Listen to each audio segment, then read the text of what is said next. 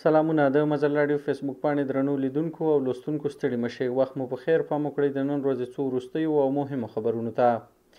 د ټولګټو وزارت مسؤلینو د اماراتي ادارو د 1 کلنو لاسته راوړنو د تشریح په پروګرام کې ویلي چې په تیر یو کال کې د افغانستان اوسپنې پټلۍ له بېلابېلو مسیرونو څخه شاوخوا 4.4 میلیونه ټنه انتقالات، صادرات، واردات او ترانزیت ترسره شوي او په دې سره ملي عواید هم ډیر شوي دي. د ترانسپورت او هوایي چلن وزارت ویلي چې د تیر یو کال په بهیر کې دغه وزارت 214 باربري او 133 مسافر وړونکو ترانسپورتي شرکتونو ته د فعالیت جوازونه ورکړي دي. د هغوی په وینا اوس مهال د هیواد په کچه 540 باربري او 245 مسافر وړونکي ترانسپورتي شرکتونه فعالیت لري او په منظم ډول هیوادوالو ته خدمات وړاندې کوي.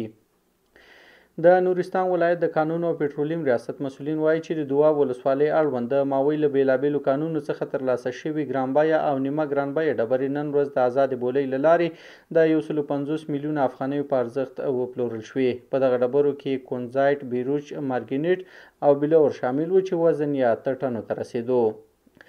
تیره ورځ د ننګرهار ولایت د تورخم، د نیمروز د ورېښمو پله او د هرات ولایت د اسلام کلا له لارې 1504 افغان کورنۍ چې په ایران او پاکستان کې د کډوالۍ شپې ورځې سبا کولې خپل هیواد ته راستنې شوي دي.